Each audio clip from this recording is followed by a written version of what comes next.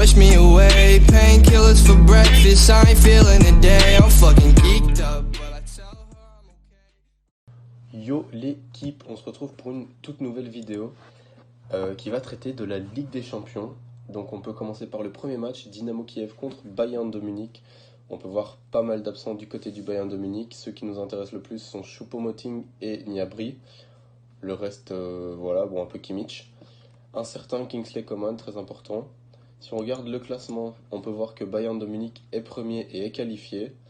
Bon, Bayern, en ce moment, on connaît tous, hein, ils sont très très forts. Il y a beaucoup de buts dans leur match, malgré une petite défaite face à Augsburg. Mais c'était le match juste avant la Ligue des Champions, donc on pense qu'ils voulaient se concentrer sur la Ligue des Champions. On peut voir ici, le dernier match, c'était 5-0 face à Dynamo Kiev. Donc nous, on pense qu'ils vont réitérer l'exploit. De toute façon, Dynamo Kiev est dernier avec 1 point, ils n'ont plus rien à jouer. Et nous, on voit le plus de 1,5 buts à la mi-temps qui est coté à 2. Ensuite, pour le second match, on a Chelsea contre la Juventus. Si on regarde le classement, Juventus est qualifié avec 12 points. Chelsea n'est pas encore qualifié et n'a que 9 points, malgré 3 victoires et une défaite. Donc si on regarde les derniers tête-à-tête, on peut voir que Chelsea, c'est 4 victoires pour 1 match nul. Juventus, c'est 3 victoires pour 2 défaites. On va voir que la dernière fois, la Juventus l'a emporté 1-0. Donc nous, on voit Chelsea l'emporter, pour aller tout simplement conforter leur deuxième place. Et ça, Chelsea qui gagne, c'est une cote à 1,70. Direction tout de suite le troisième match, Lille contre Red Bull Salzbourg. On peut voir du côté de Lille pas mal d'absents. Celui qui nous intéresse le plus, c'est Ikoné. Du côté du Red Bull, 3 absents, mais ça ne nous intéresse pas trop. Si on regarde le classement, on peut voir que Red Bull est premier avec 7 points. Lille est deuxième avec 5 points. Bon, les derniers matchs de Lille à domicile, c'est 2 matchs nuls, 2-0-0. Donc il faut qu'ils se reprennent en main. Si on regarde les derniers tête-à-tête, c'est 3 nuls pour Lille, une victoire, une défaite. Chaque fois, les deux équipes ont marqué. On peut voir quant à Red Bull, ils sont là sur leur dernier match sur un 0-0. Sinon, c'est 2 victoires, 2 nuls, une défaite.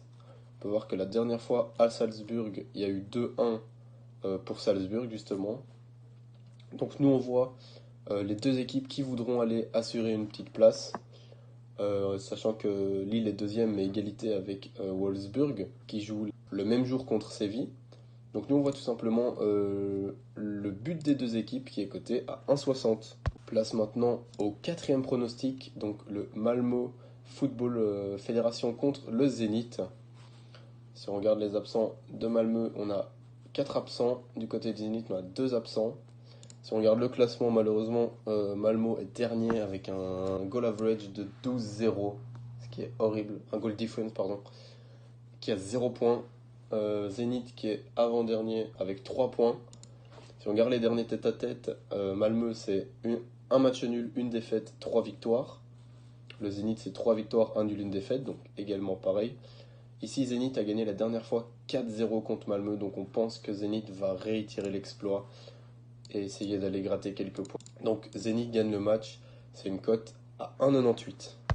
Et on se retrouve déjà pour le dernier match, donc Young Boys contre Atalanta. Du côté de Young Boys, on a 6 absents, dont 2 incertains. Atalanta, on a 3 absents. Si on regarde le classement, Atalanta est 3ème avec 5 points. Young Boys est dernier avec 3 points. Si on regarde les derniers tête-à-tête, on peut voir que Young Boys, c'est 1 nul, 3 défaites, 1 victoire. Atalanta, c'est 3 victoires, 2 matchs nuls. La dernière fois, c'était Atalanta qui l'a emporté 1-0. Donc si on met tout ça en place, quand on regarde le classement, qu'on voit qu'Atalanta est avant-dernier avec 5 points qui peuvent aller chercher une première place. Si par exemple il y aurait un match nul entre Man U et Villarreal, alors nous on voit la victoire de l'Atalanta qui est cotée à 1,80. Merci d'avoir regardé la vidéo, ça fait toujours plaisir et à la prochaine.